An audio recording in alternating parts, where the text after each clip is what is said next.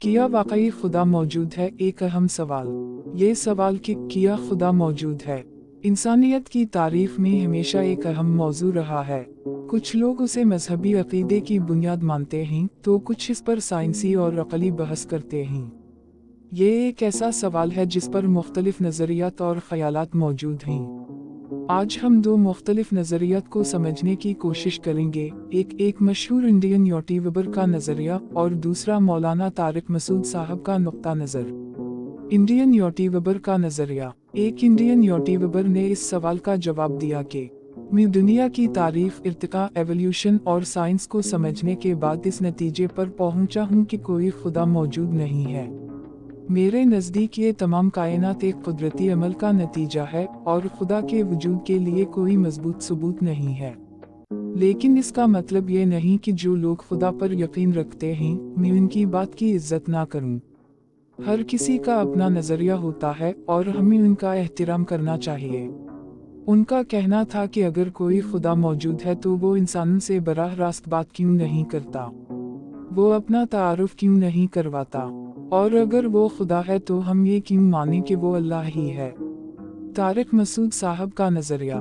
दूसरी तरफ मौलाना तारिक मसूद साहब कहते हैं, अगर खुदा मौजूद है तो इसकी सबसे बड़ी सिफत ये होनी चाहिए कि वो अपने बंदों को रहनुमाई फराहम करे। अल्लाह ने कुरान पाक के जरिए हमें सच और झूठ, हक और बातिल का फ़र्क समझाया। अगर कोई और खुदा होता तो वो भी यही काम करता।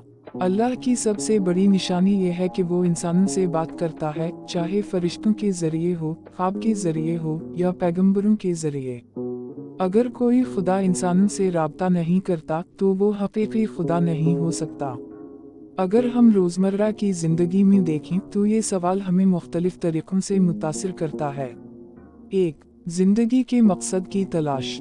एक तालिब इल्म जो अपनी ज़िंदगी का मकसद ढूंढ रहा हो, इसे ये सोचना होगा कि अगर खुदा मौजूद है तो उसने मुझे किस लिए पैदा किया।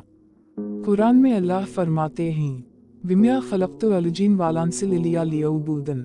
सूरत अल-ज़ारियात 56, यानी मैंने जिन्नों और इंसानों को सिर्फ अपनी इबादत के लिए पैदा किया।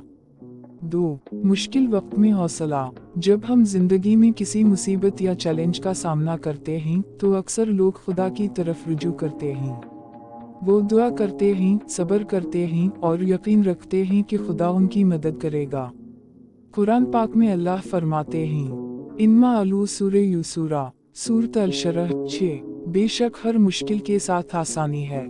ये आयत हमें ये सिखाती है कि मुश्किलात आर्जी होती हैं और अल्लाह हमेशा हमारे साथ है। 3. कायनात का निज़ाम।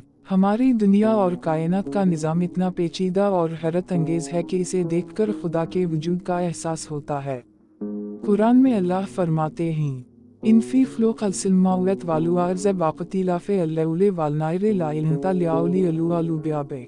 सूरत अल-इमरान 190। बेशक आसमानों और ज़मीन की तख्लीक में और रात और दिन के बदलने में अक़ल वालों के लिए निशानियाँ हैं। हकीकत और अक़ीदा। आखिर में सवाल ये नहीं है कि खुदा मौजूद है या नहीं, बल्कि ये है कि आप खुदा के वजूद को किस तरह देखते हैं। अगर आप अक़ली दलाइल और साइंसी तहक़ीक़ को देखते हैं तो आपको लग सकता है कि खुदा का वजूद साबित करना मुश्किल है। लेकिन अगर आप कुरान और दीगर आसमानी कुतुब को देखते हैं तो आपको खुदा के वजूद की वाज़ेह निशानियाँ मिलेंगी। ये सवाल वाकई एक पेचीदा और अहम मौजू है, लेकिन सबसे ज़्यादा ज़रूरी ये है कि हम एक दूसरे के ख़यालात की इज़्ज़त करें। इख्तिलाफ़ राय ज़िंदगी का हिस्सा है, लेकिन इज़्ज़त, मोहब्बत और समझदारी के साथ बहस करना ही असल इल्म का रास्ता है। अल्लाह हमें हक़ को समझने और इस पर अमल करने की तौफ़ीक़ अता फ़रमाए। आमीन।